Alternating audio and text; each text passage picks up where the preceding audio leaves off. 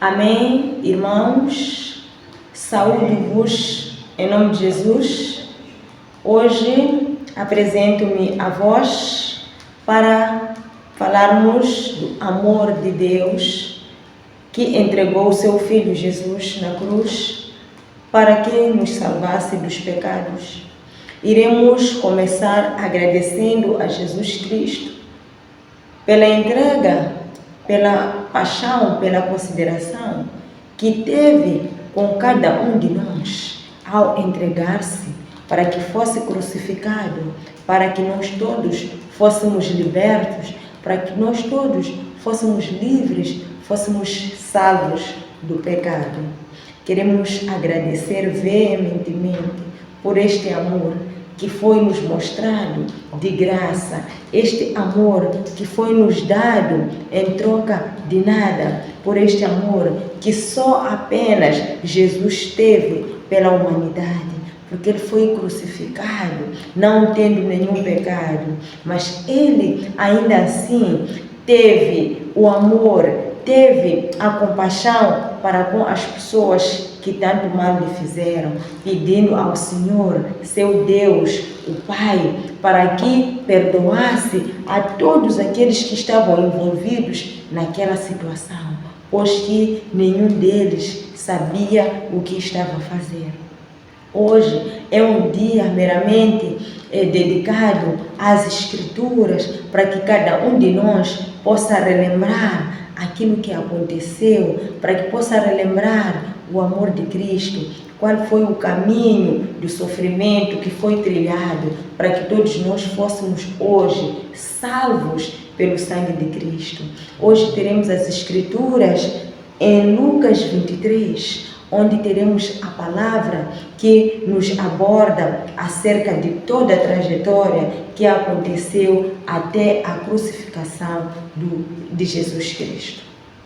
Vamos acompanhar atentamente e, antes disso, gostaria de desejar a todos, irmãos, uma feliz Sexta-feira Santa, que esta sexta-feira seja um momento de reflexão em que cada um de nós chame a razão, para que ame o próximo, para que perdoe o próximo, para que entenda as motivações do próximo, para que tenha um pouco mais de paciência com o próximo, tal como teve o nosso Senhor Jesus Cristo. Vamos às Escrituras em Lucas 23. Lucas 23. Jesus perante Pilatos e perante Herodes.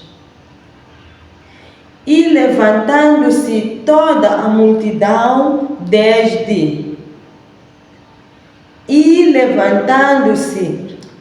toda a multidão deles o levaram a Pilatos e começaram a acusá-lo, dizendo: havemos achado este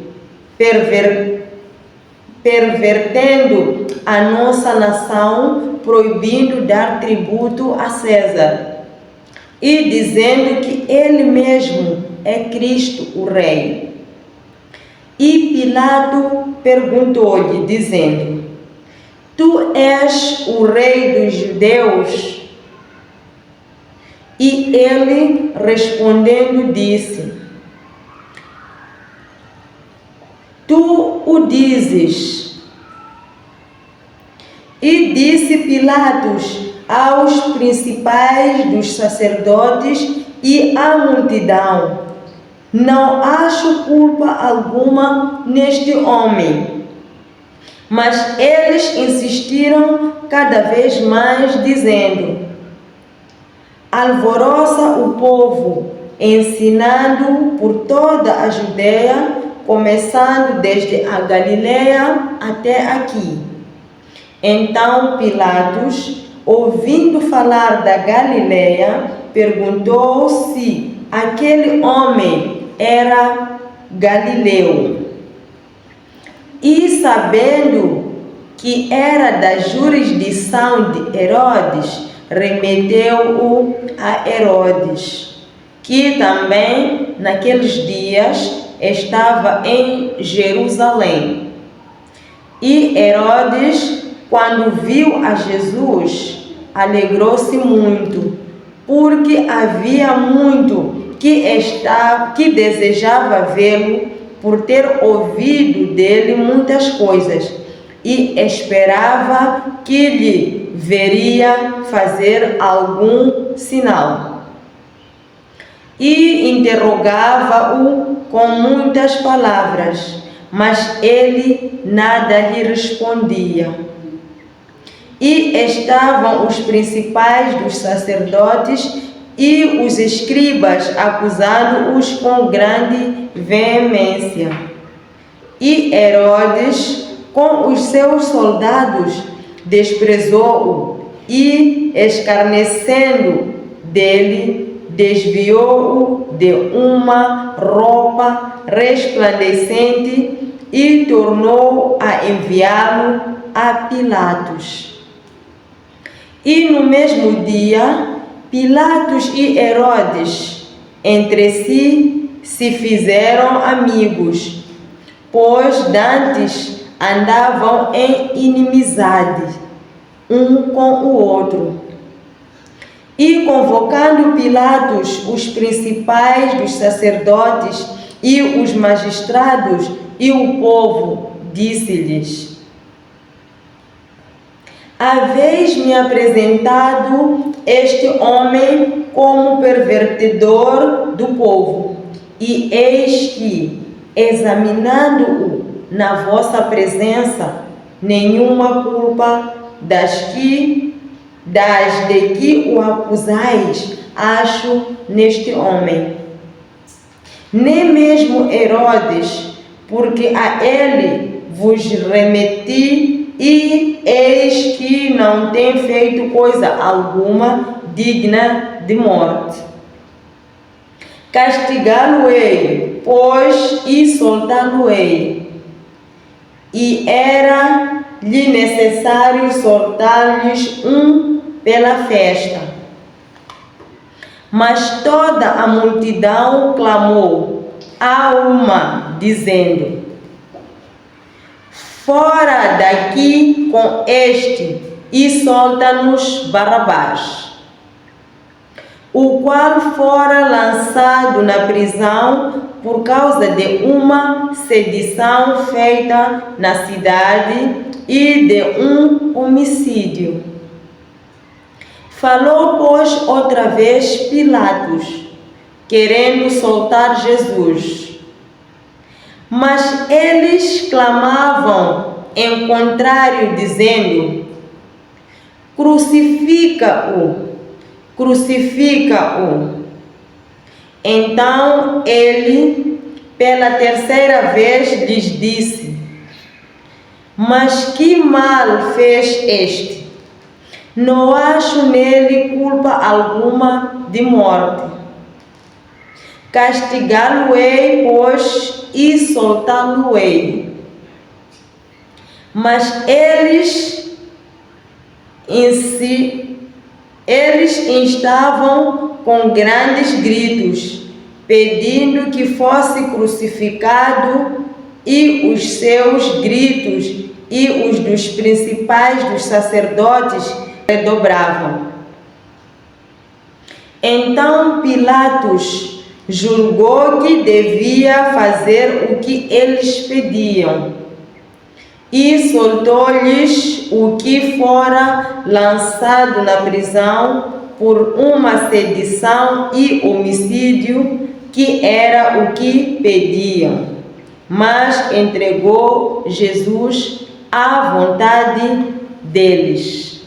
E quando o iam levando, tomaram um certo Simão Cireneu, que vinha do campo, e puseram-lhe a cruz às costas, para que a levasse após Jesus. E seguia-o grande multidão de povo e de mulheres, as quais batiam nos peitos e lamentavam. Porém Jesus voltando-se para elas, disse: Filhas de Jerusalém, não choreis por mim, chorai antes por vós mesmas e pelos vossos filhos. Porque eis que hão de vir dias em que dirão: Bem-aventuradas as estéreis e os ventres que não geraram e os peitos que não amamentaram. Então começarão a dizer aos montes: Cai sobre nós, e aos outeiros: cobre-nos. Porque se ao madeiro verde fazem isto, que será ao seco? E também conduziram outros 2 que eram malfeitores para com ele serem mortos. A crucificação. Aqui vamos saber todo o processo, o que aconteceu para chegarmos a esta parte da crucificação do Filho de Deus por culpa que não teve, conforme vimos no julgamento de Pilatos, não houve culpa alguma. Porém, a multidão e muitos outros que ali estiveram, os principais dos sacerdotes, pediram para que Jesus fosse morto e crucificado. E quando chegaram ao lugar chamado a Caveira, ali o crucificaram.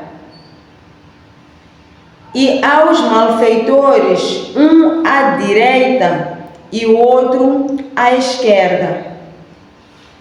E dizia Jesus: Pai, perdoa-lhes, porque não sabem o que fazem. E repartindo os seus vestidos, lançaram sortes. E o povo estava olhando, e também os príncipes zombavam dele, dizendo: aos outros salvou, salve-se a si mesmo, se este é o Cristo, o escolhido de Deus. E também os soldados o escarneciam, chegando-se a ele e apresentando-lhe vinagre, e dizendo: se tu és o rei dos judeus, salva-te a ti mesmo. E também por cima dele estava um túmulo escrito em letras gregas, romanas e hebraicas: este é o rei dos judeus. E um dos malfeitores que estavam pendurados blasfemava dele, dizendo: se tu és o Cristo, salva-te a ti mesmo e a nós. Respondendo, porém, o outro repreendia-o, dizendo: tu nem ainda temes a Deus, estando na mesma condenação? E nós, na verdade, com justiça, porque recebemos o que nossos feitos mereciam, mas este nenhum mal fez. E disse a Jesus: Senhor, lembra-te de mim quando entrares no teu reino. E disse-lhe Jesus: Em verdade te digo que estarás comigo hoje no paraíso. E era já quase a hora sexta, e houve trevas em toda a terra até a hora nona. Escurecendo-se o sol e rasgou-se ao meio o véu do templo. E clamando Jesus com grande voz disse: Pai, nas tuas mãos entrego o meu espírito. E, havendo dito isto, expirou. E o centurião, vendo o que tinha acontecido, deu glória a Deus, dizendo: Na verdade, este homem era justo. E toda a multidão que se ajuntara a este espetáculo, vendo o que havia acontecido, voltava batendo nos peitos.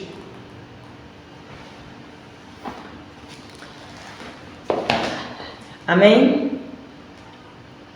São estas as escrituras que temos para testemunhar e glorificar o nome de Jesus no dia de hoje, porque nós temos falado que tudo tem acontecido em nome de Jesus, e é o momento de todos nós refletirmos sobre o amor que Jesus teve para conosco e relembrarmos o que verdadeiramente Jesus Cristo fez para ser merecedor de tanta honra e glória da nossa parte.